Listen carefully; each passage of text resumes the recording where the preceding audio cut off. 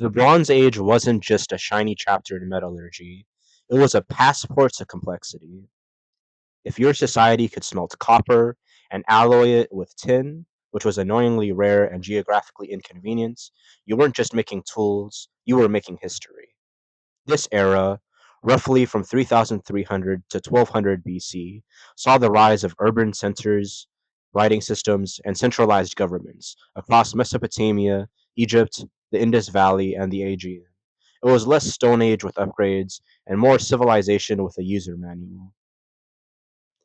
Mesopotamia led the charge with city-states like Uruk and Babylon, where bureaucrats tracked grain, goats, and grievances on clay tablets. Egypt, meanwhile, built pyramids and a divine kingship system that made the pharaoh both CEO and cosmic janitor.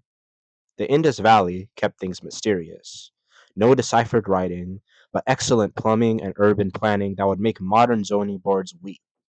And the Minoans, they threw parties in palaces with no fortifications whatsoever, suggesting either peace or very confident architects. Bronze wasn't just a material, it was a network. Tin came from places like Afghanistan or even Britain, copper from Cyprus or Anatolia. Trade routes stretched across deserts and seas, linking cultures that didn't share languages but did share a love for metal and luxury goods. If you wanted to be taken seriously, you needed bronze and the connections to get it. It was the ancient version of having a verified account. But not all Bronze Age societies were created equal. Some, like the Shang dynasty in China, developed independently with their own ritual bronzes and oracle bones. Others, like El Argar in Iberia, built regional dominance through pottery and metallurgy, quietly shaping the western edge of the Bronze Age world. The term Bronze Age itself is a bit of a misnomer. It wasn't just about the metal, but about the systems that grew around it trade, governance, and the occasional diplomatic meltdown. In the Bronze Age, diplomacy in the Bronze Age was formal, theatrical, and occasionally petty.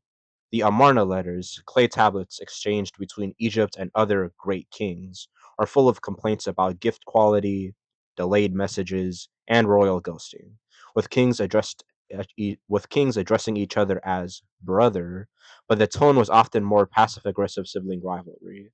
It was less about national interest and more about maintaining prestige, honor, and the illusion of equality. The Treaty of Kadesh, circa 1259 BC, between Egypt and the Hittites, is the earliest known peace treaty. It reads like a prenup between empires, mutual defense, no surprise invasions, and a clause about extraditing fugitives.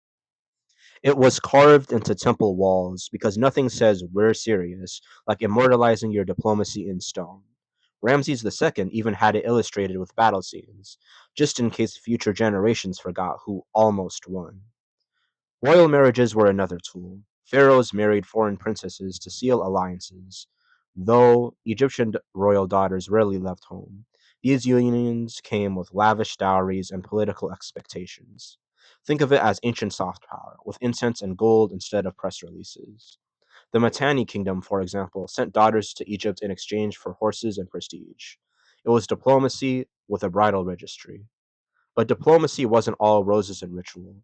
The Hittites once refused to recognize Assyria as a quote unquote great power, prompting a clay based rant that read like a Bronze Age subtweet.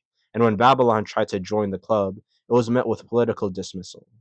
The Brotherhood of Kings was exclusive, and entry required more than just ambition. You needed territory, trade routes, and a flair for ceremonial correspondence. Even smaller states got in on the act. Ugarit, a port city in modern Syria, maintained diplomatic ties with Egypt, Hatti, and Cyprus, using scribes fluent in multiple languages. Their archives reveal a world of treaties, trade agreements, and occasional complaints about late shipments of wine. It was international relations with a side of bureaucracy. Forget coins. Bronze Age economies ran on redistribution, standard weights, and divine accounting. Palaces and temples collected goods and reallocated them to workers, officials, and religious institutions. It was central planning with sacred branding. The palace wasn't just a residence, it was a warehouse, a bank, and a spreadsheet. But recent studies suggest market like behavior existed too. Hordes of bronze fragments in Europe show weight standardization, hinting at proto currency systems used in everyday transactions. People weren't just bartering, they were budgeting. A recent analysis of 20,000 metal objects revealed spending patterns eerily similar to modern households. Lots of small transactions, a few big ones, and the occasional impulse buy in bronze. Trade was ex- Trade was extensive and surprisingly global. Tin ingots were found in Mediterranean shipwrecks, and they were traced to mines in southwest Britain. That means Bronze Age merchants crossed seas with cargo that would later become swords, tools, and status symbols. Ugarit, again, was a hub for multilingual trade, where scribes wrote in 4 languages and merchants dealt in everything from wine to wool. It was the Costco of the Bronze Age. Agriculture remained the backbone. Irrigation systems in Mesopotamia, Nile flood systems in Egypt, and terrace farming in the Aegean kept cities fed and economies stable. But surplus wasn't just for eating, it was for trading, gifting, and hoarding. Grain could be converted into labor, loyalty, or luxury. And, if you were lucky, into a bronze dagger with your name on it. Craft specialization flourished. Metal workers, potters, weavers, and scribes formed the middle class of ancient economies. Their work was tracked, taxed, and occasionally celebrated. In Mycenaean Greece, linear B tablets recorded everything from olive oil rations to chariot parts. It was bureaucracy with a poetic twist. Governance varied, but most Bronze Age states had some mix of monarchy, priesthood, and bureaucracy. Egypt's pharaoh was divine, but he still needed scribes to manage irrigation and taxes. Mesopotamian kings ruled with law codes, Hammurabi's being the most famous, and shared power with temple elites. The palace and temple weren't rivals, they were co managers of civilization. The Minoans ran palace economies with centralized storage and ritual spaces, but no clear evidence of kings. Their frescoes suggest a society focused on ceremony, trade, and possibly elite women. Mycenaeans, their successors, were more militaristic with fortified citadels and detailed administrative records in Linear B. Their palaces were less about parties and more about inventory control. The Hittites had archives, legal codes, and a diplomatic corps that rivaled modern foreign ministries. Their capital, Hattusa, was a bureaucratic marvel with treaties, tax records, and royal correspondence carved into clay. They even had a department of foreign princesses because international relations required good manners and good marriages. Even in places without writing, like parts of Nubia or early European chiefdoms, governance was evident through architecture, burial practices, and resource control. Elites managed labor, trade, and ritual, often using bronze itself as a symbol of authority. A hoard of axes wasn't just a stash, it was a statement. Governance wasn't static. Around 1200 years before Christ, many Bronze Age systems collapsed, possibly due to climate shifts, invasions, or internal strife. Palaces burned, archives vanished, and trade routes crumbled.